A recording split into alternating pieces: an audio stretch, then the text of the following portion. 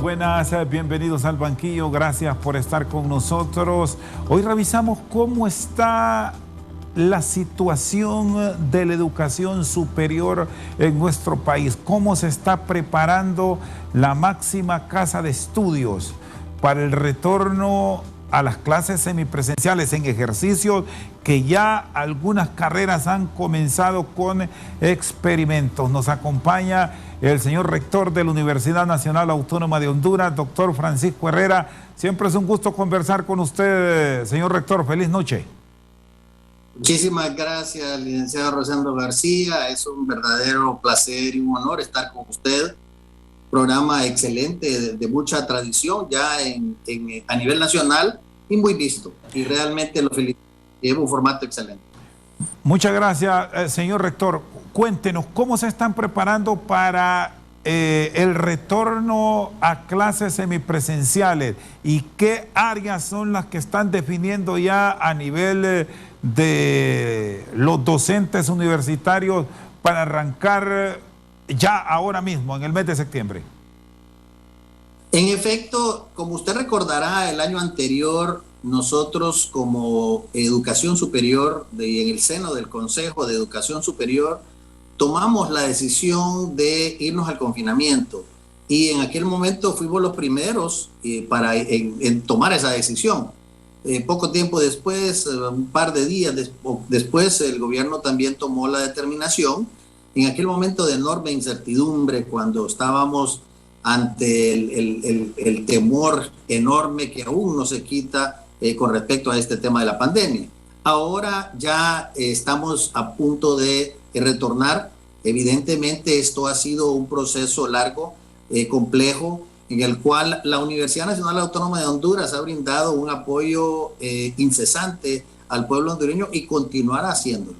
Y las demás universidades del sistema de educación superior también hacen lo propio para la mejoría del pueblo hondureño y de auxiliarle en estas dificultades tan grandes.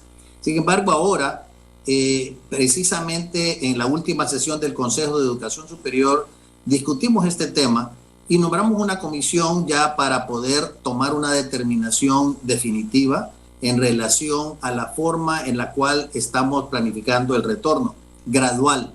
Y este próximo viernes, en reunión del Consejo de Educación Superior, vamos a discutir ya el dictamen final para poder hacerlo público en relación a la forma en que lo haremos. Evidentemente esto está en consonancia con SINAJER para poder tener todos los pasos necesarios para dar. Pero lo que le puedo manifestar es que una de las determinaciones importantes es que para el retorno, sobre todo progresivo a las aulas y sobre todo en aquellas asignaturas y aquellas carreras en las cuales es absolutamente indispensable la presencialidad, porque como podrá usted comprender, ya hemos recorrido mucho camino con la virtualidad, ha sido interesante, ha sido un aprendizaje para todos. Sin embargo, hay clases y hay asignaturas y hay espacios de aprendizaje en los cuales ya la virtualidad ya no da y debemos retornar. Una de las carreras que más ha sufrido en este tema precisamente es la carrera de odontología, y por esa razón nosotros estamos planteando que deben tener 2 vacunas los jóvenes y además un lapso de 2-3 semanas entre la última vacuna y el regreso a la presencialidad. Esto igualmente aplicable para los docentes que les asistirán en el transcurso de ese encuentro clínico. Lo mismo se hará con el personal que les asiste en esas áreas de diferente naturaleza, de servicio, administrativo y demás, para poder hacer un retorno seguro. Y al mismo tiempo, en este caso, los estudiantes solicitarán que sus pacientes también estén vacunados. Eso es lo que estamos tomando nosotros en consideración para poder hacer el retorno. Eso estamos haciéndolo y creemos que en breve podremos dar una fecha para el cual, sobre todo los estudiantes que están en el último año, vayan a poder dar ese paso tan importante. Sí, estamos hablando, doctor Herrera, de priorizar las carreras justamente del área de la salud, que han sido primera línea durante toda esta pandemia. Ellos tendrían esa oportunidad de arrancar con este ejercicio. Es correcto, eso es así. Sin embargo, déjeme decirle que no solamente el área de salud estará bajo esa posibilidad del retorno, porque hay otras carreras que también necesitan continuar su formación académica y que requieren, por lo tanto, el continuar con el tema de la presencialidad de manera progresiva. Por ejemplo, hay ingenierías que requieren rápidamente el retorno porque están necesitando determinados laboratorios que deben ellos completar.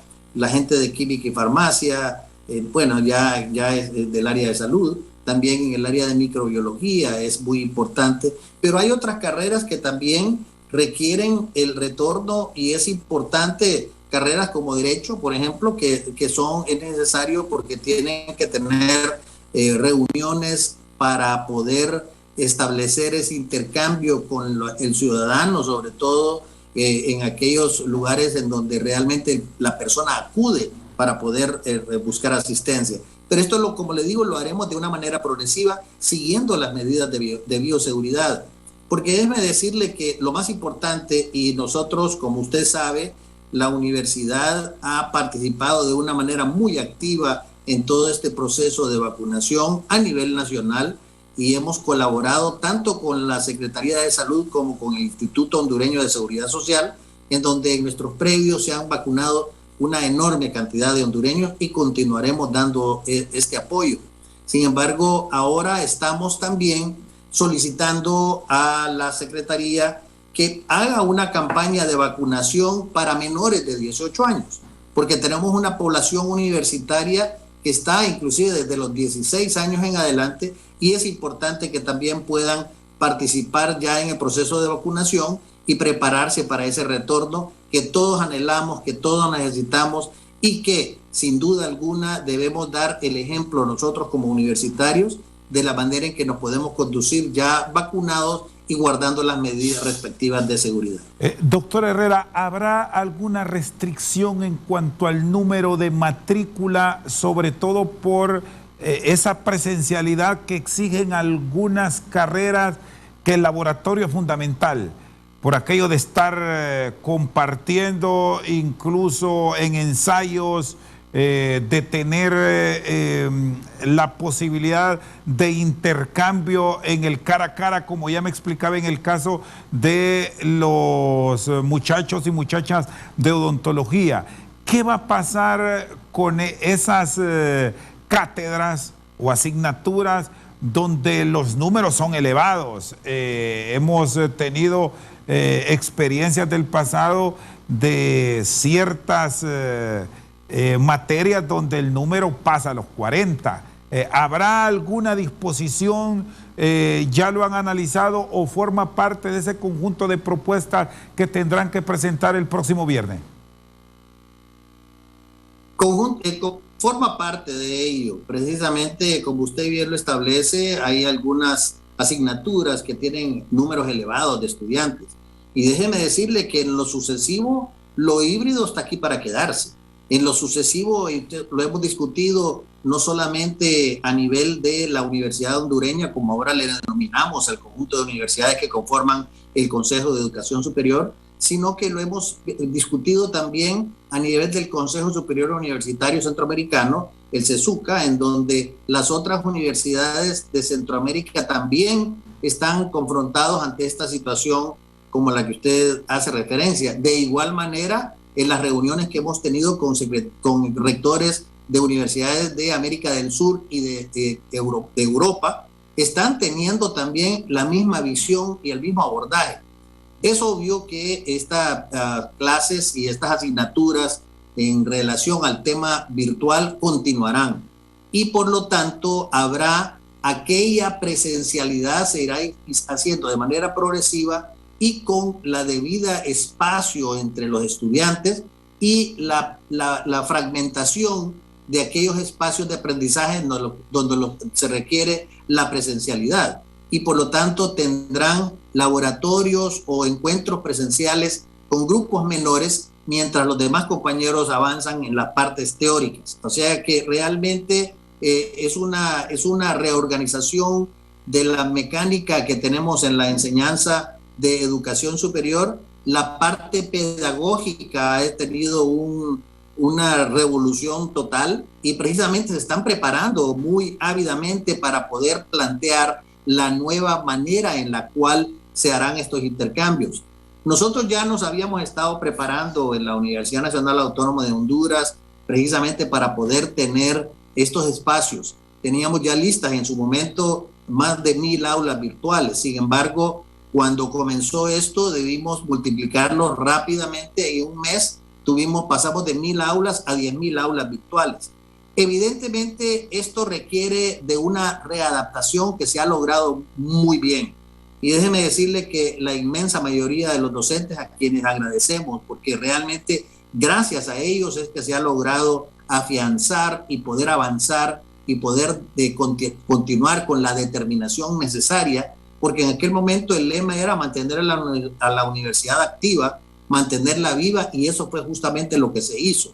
Se logró mantener en medio de esa gran incertidumbre las clases para poder tener un aprendizaje. Y déjeme decirle que en esta época de pandemia ya hemos superado los 10,000 títulos entregados de personas jóvenes que se han graduado en la universidad, o sea que hemos logrado finalizar estos espacios de aprendizaje para que ellos puedan lograr sus metas en las diferentes áreas del conocimiento. Esto nos llena de satisfacción, pero evidentemente no nos podemos dormir en ningún laurel, porque como le reitero, la parte pedagógica está haciendo esfuerzos enormes para poder adaptar de una manera más activa y más clara a lo que se requiere en lo nuevo que se viene, porque como le reitero, la parte híbrida va a estar aquí para quedarse y va a ser un reto grande el poder tener nosotros esa posibilidad. Obviamente esto traerá otras aperturas, porque vamos a tener que invertir en tema tecnológico, vamos a tener que invertir en temas de laboratorios. Sin embargo, ya no serán tan necesarios como lo fue en el pasado construir edificios solamente de aulas, porque las aulas, como les reitero, ya serán únicamente los encuentros de aprendizaje que sean pertinentes por la necesidad de la presencialidad y no necesariamente esas aulas, como usted menciona, de 60 personas recibiendo una clase que perfectamente se puede llevar a cabo a través de las plataformas virtuales. Muy bien. Está con nosotros el rector de la Universidad Nacional Autónoma de Honduras, Francisco Herrera. Vamos a una pausa, ya regresamos.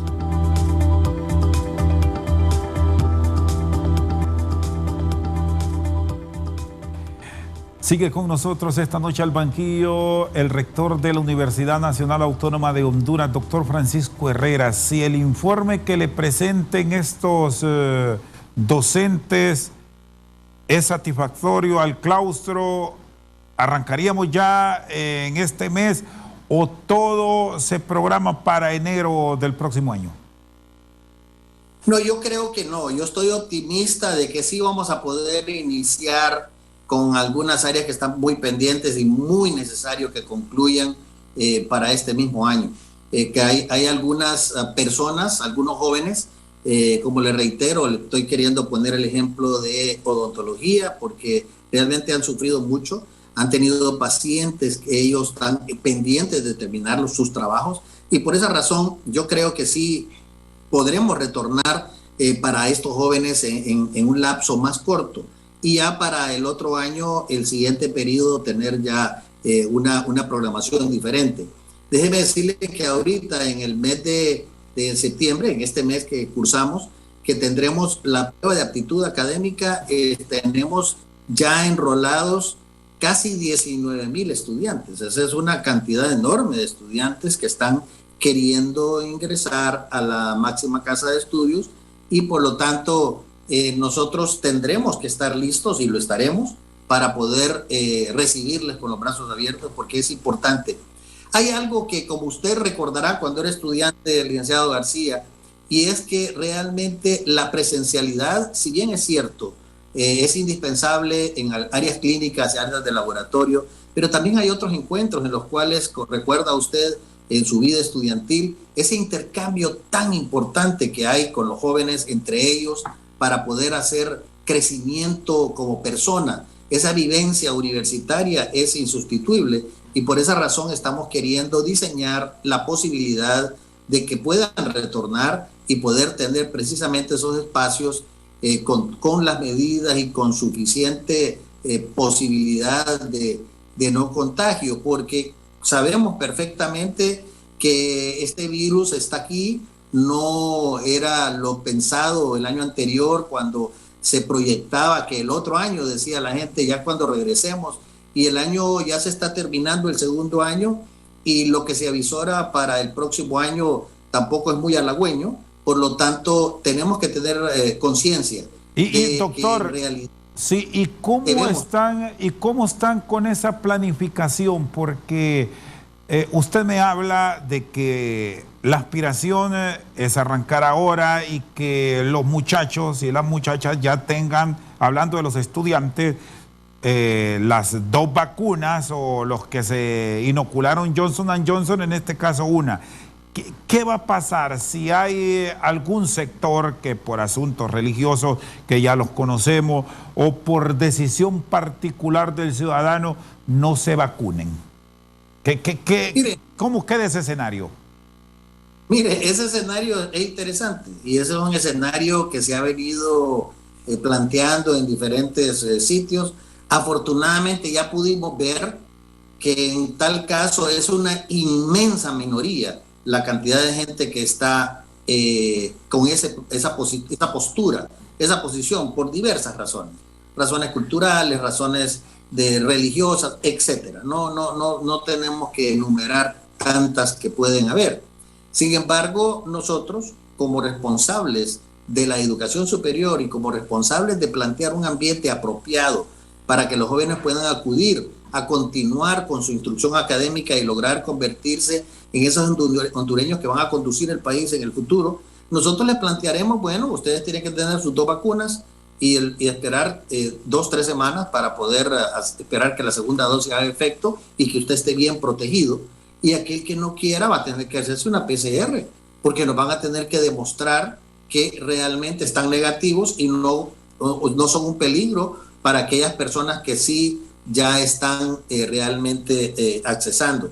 O sea que la alternativa estará, pero realmente para poder ingresar a las aulas, a recibir esos, y que van a estar en espacios reducidos, nosotros tenemos que responsablemente brindarle las posibilidades a la gente que ha tomado esa decisión. Ahora, doctor, pero esta opción que usted plantea, que sea con PCR, esto tiene costos elevadísimos, estar cada 15 días, cada 10 días, presentando un examen que le pruebe a la autoridad universitaria, si quiere llegar, que está con una prueba negativa. Esto es de costos elevadísimos. Esa es la única opción que tenemos, porque no hay otra posibilidad. No vamos a poder tener una política de puertas abiertas en las cuales las personas puedan regresar a estudiar simplemente porque yo quiero hacerlo y yo tengo derecho. Los otros también tienen derechos y por lo tanto se los vamos a respetar. Es decir, no se les va a negar la matrícula como alguien pudo pensar en un inicio. Podrán ingresar, pero para llegar al campus en cualquiera de las universidades del país, si no presenta ese carnet con doble vacuna, deberá presentar esa prueba PCR. Es correcto. Ese es el planteamiento preliminar, le diría yo, porque la comisión está discutiendo todos estos extremos y el próximo viernes, cuando tengamos el pleno en donde ya el Consejo de Educación Superior esté reunido y que la Universidad Hondureña se pronuncie, es donde ya oficialmente daremos esta postura. ¿Y cómo está el personal de la Universidad Nacional Autónoma? Hablando desde el docente, el administrativo, el personal de seguridad, ¿ya tienen datos que les reflejen a ustedes cuál es su estatus en cuanto a la inoculación, doctor? Es correcto, ya tenemos en los diferentes centros regionales, tenemos los índices muy elevados de vacunación, ya se ha superado el 90% de la vacunación. En algunas áreas no se había vacunado precisamente porque las personas estaban padeciendo la enfermedad o porque había embarazo, etcétera, y esa era la razón por la cual en aquel momento no se vacunaban, pero sí se logró a través del Instituto Hondureño de Seguridad Social mucha vacunación para el personal universitario, y algunos también optaron por vacunarse con la Secretaría de Salud, pero sí tenemos altísimos índices de vacunación. ¿Cómo valora este proceso de vacunación en el país? Justamente ahora, cuando usted me hablaba de los jóvenes, la otra semana ya se arranca con la vacunación a hondureños de 15 a 17 años. En términos generales, ¿qué opinión tienen como academia de la forma en que se ha manejado el proceso, doctor? Mire, en realidad ha sido un proceso muy complicado. Nosotros como academia y desde la Universidad Nacional Autónoma hemos hecho esfuerzos enormes para poder lograr en aquellos momentos duros en donde no se visualizaba absolutamente ninguna luz en el túnel con relación a la posibilidad de vacunas, y a que había una enorme desesperación, privaba la incertidumbre, y que mirábamos en el vecindario centroamericano, los otros países avanzando de una manera acelerada con sus procesos de vacunación y nosotros estancados. Eso preocupó grandemente, y solamente lográbamos tener vacunación para la gente de primera línea, lo cual era lo correcto. Sin embargo, vimos también inclusive que a raíz de contactos académicos nuestros, fuimos los que empezamos con el tema de la vacuna Sputnik, y también hubo dificultades con esta vacuna, precisamente porque en ese momento en el mundo la vacuna era el bien más preciado, y había una enorme competencia entre los países para obtenerlo. Habían países como China que también estaban ofreciendo sus vacunas, y nosotros estuvimos ahí como interlocutores para poderlo lograr, pero siempre habían algunas dificultades, hasta que afortunadamente ya hemos visto en los meses recientes que sí se ha acelerado más el proceso de vacunación. Esperamos, ahora ya la vacunación se da en diferentes sitios, esperemos que dé una cobertura, porque hay lugares del país que todavía no ha llegado la vacuna, y estamos necesitando que llegue al último rincón del país, porque necesitamos llegar a tener esos 7 millones de hondureños vacunados y poder lograr, por lo tanto, cifras importantes en cuanto a esto. Pero también debemos estar conscientes que ya se está hablando de las nuevas cepas. Entre más nos demoremos como humanidad en lograr tener esa inmunidad de rebaño, va a seguir proliferando y van a aparecer nuevas cepas, y esto va a ir dificultando, porque a medida que esto ocurra se van a necesitar ya otras dosis de refuerzo. La tercera dosis en muchos lugares ya se está aplicando, ya se está pidiendo, y por lo tanto es importante. Además, ya se está hablando claramente acerca de las combinaciones de vacunas, AstraZeneca con Moderna, AstraZeneca con Pfizer, y que ha dado muy buenos resultados. Por lo tanto, siento que nosotros tenemos que seguir apoyando, hemos estado haciéndolo y continuaremos haciéndolo. Está con nosotros esta noche al banquillo el rector de la Universidad Nacional Autónoma de Honduras, Francisco Herrera. Una pausa y ya regresamos.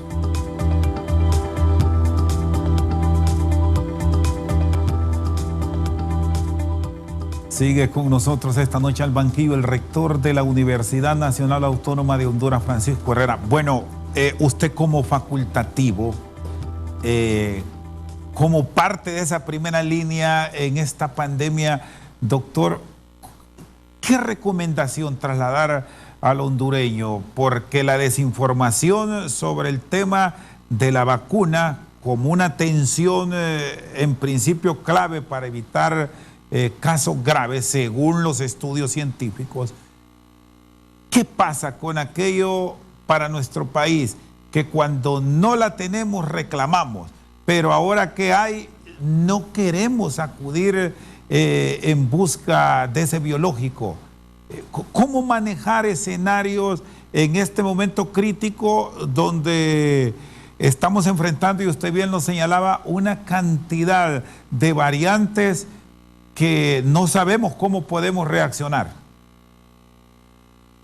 Sí, es una cosa, mire, es una cosa lamentable. Y digo lamentable porque le garantizo que todos nosotros hemos tenido seres queridos, hemos tenido gente muy cercana, amigos, compañeros, que han sufrido esta terrible enfermedad y que han fallecido. Yo le garantizo a usted que muchos de esos hondureños quisieran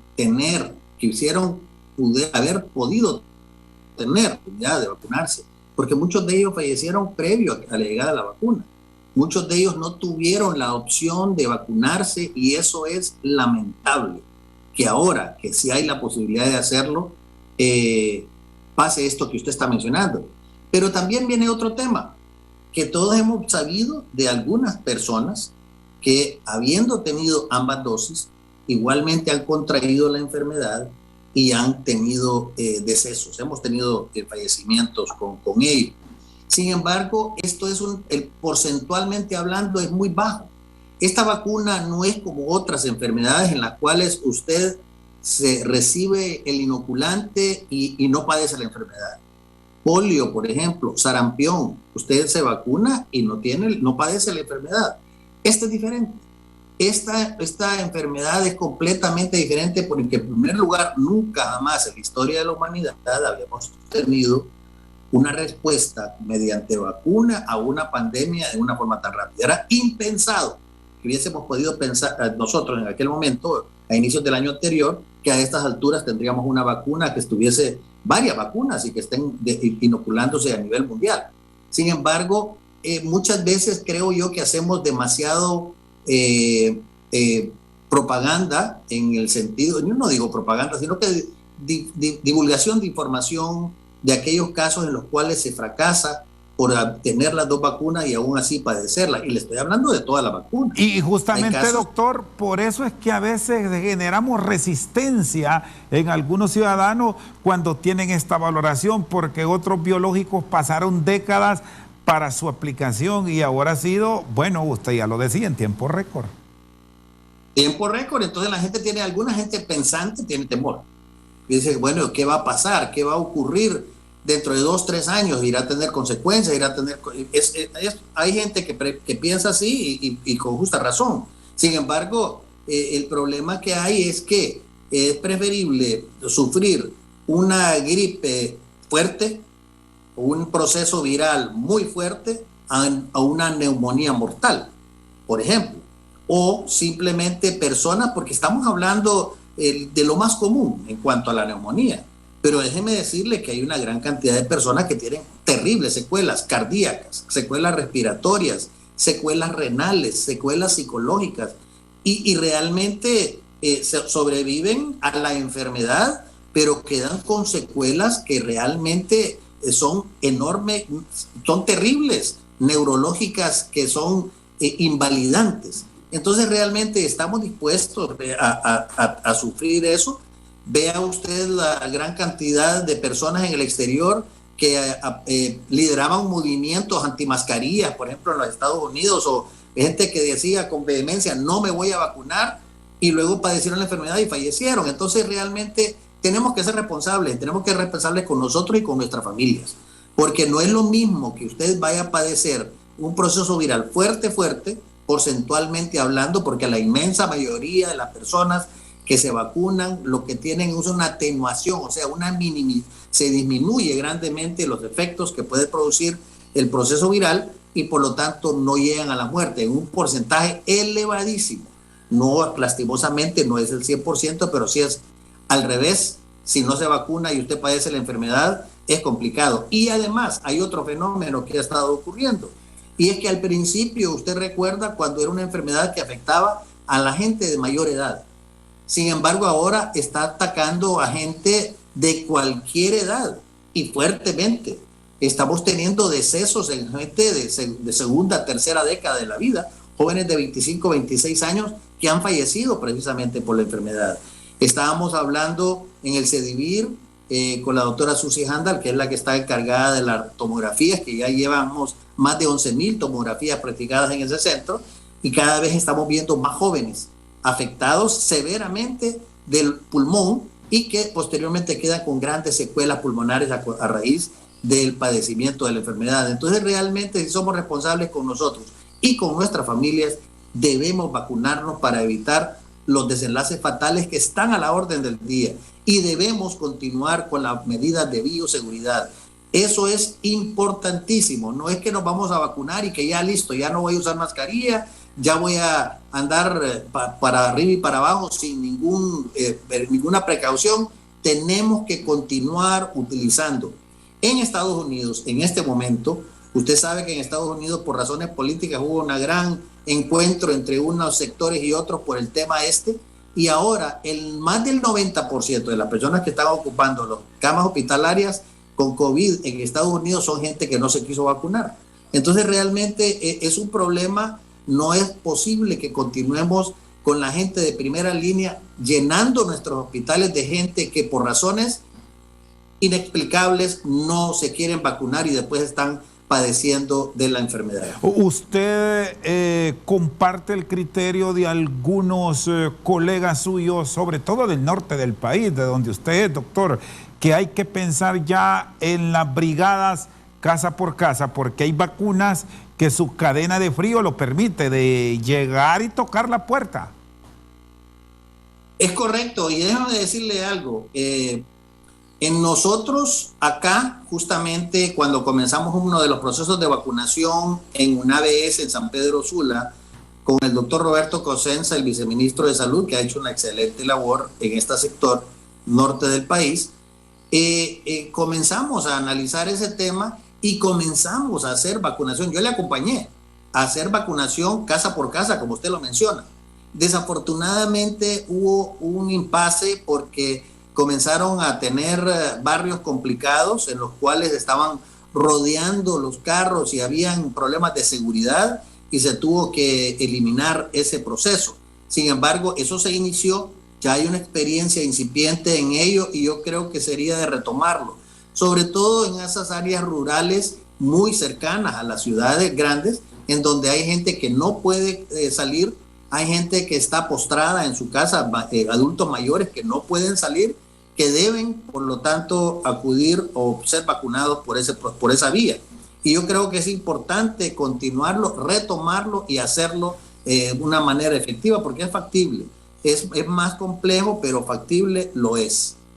Muy bien, está con nosotros el rector de la máxima casa de estudios, Francisco Herrera. Una pausa y ya regresamos.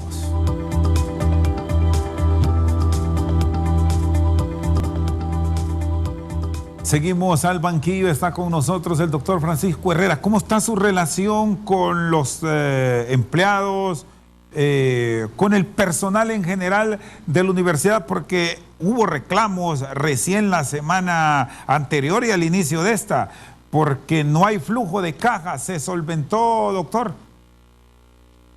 Sí, mire, en realidad le voy a ser franco. Yo no he sentido en ningún momento una mala relación con los diferentes sectores universitarios, todo lo contrario. Ha sido una relación muy cordial que hemos mantenido con el Citrauna, por ejemplo, y muestra de ello es que cuando salimos o comenzamos ya administrativamente a salir del confinamiento y aún antes de habernos vacunado, la primera reunión presencial que sostuve fue precisamente con los presidentes de todas las seccionales del sindicato de la universidad. Eso fue la primera reunión que sostuve. Y luego, a raíz de ello, pudimos nosotros plantear cuál era nuestra posición, cuál era nuestra postura y agradecerles a ellos por los aportes que habían logrado darnos aún en momentos difíciles. Posteriormente, cuando ya comenzamos en esta última etapa, el inicio, porque estamos ya ante un panorama de final de año, estamos ya empezando el último cuatrimestre del año, Y en realidad eso ha hecho que algunos profesores, por ejemplo, profesores por hora, que no han podido recibir sus pagos y que ya estamos precisamente logrando hacerles efectivo su pago o el día de hoy. Hubo un plantón en ese sentido y ya se está trabajando en ello para poder honrarle los pagos de igual manera como lo hicimos el año anterior. Y el problema ha sido justamente que no habíamos podido tener todo el acceso a todo nuestro presupuesto. Déjeme decirle que afortunadamente hemos sostenido una posibilidad ya clara en la cual vamos a poder acceder a los fondos universitarios, porque la universidad no solamente son sueldos y salarios y pago de servicios básicos. La universidad requiere de mantenimiento de sus edificios. En este momento tenemos graves dificultades con ello y por esa razón estamos avisorando también que en breve vamos a tener que retornar con las áreas de deporte que evidentemente son presenciales y que por lo tanto el Palacio de Deporte va a tener que regresar de nuevo a la parte de actividad académica y ya vamos a tener que ir planificando claramente el cese del aporte universitario en ese sector. Pero para ello tenemos que estar preparados para reparar todo lo que se ha dañado ahí a consecuencia de este proceso en el cual hemos venido contribuyendo. Sí, doctor. Sí, doctor.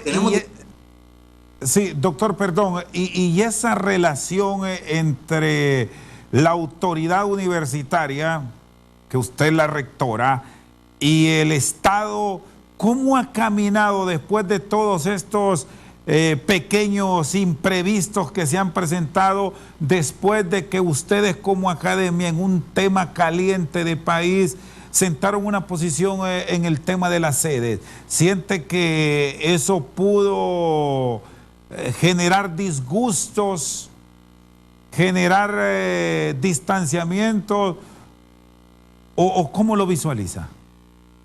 Mire, en realidad yo creo que fue un momento y es un momento en el cual nosotros como autoridad universitaria no quedaba ningún remedio más que manifestarnos claramente en una postura evidentemente muy clara cuando hemos salido en defensa del artículo 160 constitucional, que nos da a nosotros la potestad de organizar y dirigir la educación superior en el país. Eso es algo irrenunciable para nosotros. En el momento que tomamos posición de nuestro cargo, nosotros hacemos un juramento en esa dirección y no estábamos dispuestos a ceder en ese tema. Es algo que es no negociable para nosotros como universitarios. Y la universidad y la población universitaria y la población hondureña, de una forma granítica, nos ha dado el respaldo. Yo no quiero creer que el gobierno vaya a poder decidir tomar represalias con la máxima casa de estudios cuando nosotros históricamente hemos venido dando el apoyo, pero extraordinario. Y en esta pandemia ha sido ejemplarizante lo que hemos hecho nosotros en pro del pueblo hondureño y evidentemente en apoyo del gobierno. La Secretaría de Salud ha visto la manera en la cual hemos trabajado hombro a hombro con ellos. El Seguro Social ha visto la manera en la cual hemos trabajado hombro a hombro y tenemos una gran cantidad de proyectos rurales que están todavía trabajando en marcha de vinculación universidad asociada. Así que yo me resisto a creer que porque demos y demos y demos y de repente digamos, señores, tenemos un tema acá de defensa de nuestra universidad, que es la universidad de todos, incluyendo los gobernantes, es la universidad de todos, que estamos obligados a defenderla y lo estamos haciendo. Me resisto a creer que por ello vayan a tomar una conducta diferente. Y de hecho, por esa razón, sostuve una reunión con el señor secretario de Finanzas, el ministro Luis Mata, en la cual conversamos esta temática y le hacía nosotros comprendemos que realmente las finanzas del Estado son complicadas. Sin embargo, es evidente que nosotros como universidad necesitamos de nuestro presupuesto para poder realmente llevar a cabo todas las obligaciones que tenemos, y hemos llegado a un arreglo para poder respetarse nuestro presupuesto, de este año claramente, y tener reuniones de seguimiento para poder ver la evolución de este proceso. Así que yo siento que no podemos hablar de ello, simplemente una dificultad grande, pero tenemos que mantenernos alertas porque sí debemos reclamar lo que es nuestro y lo haremos con la energía necesaria en el momento dado. Es decir, esto es innegociable. Así lo podemos plantear. Es correcto, es que no podemos, no, es algo que realmente escapa. Si nosotros nos quedamos de brazos cruzados, la historia nos señalará. Sí, entonces no podemos señalar de una manera en ese sentido. Tenemos nosotros que defender lo universitario y lo haremos. Eso es todo lo que estamos haciendo. Sí, doctor, cierro con usted. El tema de las elecciones a nivel de la Universidad Nacional Autónoma de Honduras para la elección del nuevo rector, para la participación estudiantil abierta, ¿cómo queda? ¿Cómo lo planifican en el marco de este retorno que lo esperamos ya de una manera mucho más efectiva el 2022? Nosotros, la Vicerrectoría de Asuntos Estudiantiles ha estado trabajando con los estudiantes de una manera muy enérgica, incansable, y por primera vez en cerca de casi 20 años logramos que los estudiantes pudiesen construir un reglamento estudiantil verdaderamente ejemplificante. Es un reglamento en el cual ellos lo construyeron, tuvimos el apoyo decidido de las autoridades, precisamente ellos se reunieron con las diferentes autoridades, inclusive con las autoridades electorales en su momento, para analizar y ver todas las aristas y posibilidades. Pero además de ello hicimos un convenio con la Universidad Nacional Autónoma de México, que tiene grande experiencia, enorme experiencia en elecciones electrónicas. Y ellos, inclusive en esa universidad, han tenido más de 300 elecciones en un mismo día, simultáneas. Estamos hablando de sindicatos de artistas, clubes de fútbol, facultades, etcétera, etcétera, una enorme cantidad de elecciones simultáneas, y a sus avantajados estudiantes del área de sistemas les han hasta planteado un premio elevado para aquellos que logren hackear el sistema, y nunca lo han podido hacer porque es un sistema sólido. Mantenemos nosotros esa vinculación con la Universidad Nacional Autónoma de México para poder llevar a cabo este proceso electoral. Los estudiantes se están preparando para ello. Lastimosamente, nosotros hemos escuchado y nos sorprende grandemente que hay algunos grupos que no han comenzado todavía el proceso electoral y están hablando de impugnar. O sea, no es posible que nosotros tengamos que estar pendientes de situaciones como esas cuando todavía ni siquiera ha comenzado el proceso, que ya dentro de poco ya el calendario está, ya los muchachos se están preparando, y las muchachas a nivel nacional, para poder participar en ese proceso, porque lo primero que necesitamos hacer es hacer que los estudiantes retornen al gobierno universitario. Eso es trascendental, y espero que me corresponda el alto honor de juramentarlos en su ingreso al Consejo Universitario, porque a partir de ahí ya la universidad va a poder retornar. La gobernabilidad de la universidad debe mantenerse. Yo creo que estamos en un buen momento. La universidad ha demostrado claramente, no solamente a nivel nacional, sino a nivel internacional, su enorme valor, su enorme prestigio. En este momento nuestra universidad ha logrado quedar en los rankings por primera vez, y es producto del trabajo que hemos venido realizando todos, no desde la rectoría, sino que toda la universidad, sobre todo los docentes que han hecho una labor extraordinaria.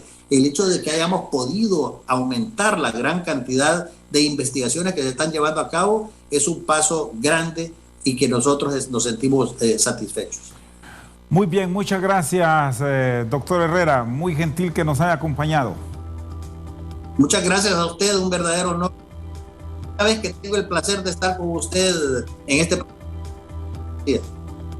Fuerte abrazo. El rector de la máxima casa de estudio, Francisco Herrera, con nosotros al banquillo. Por su sintonía, muchas gracias.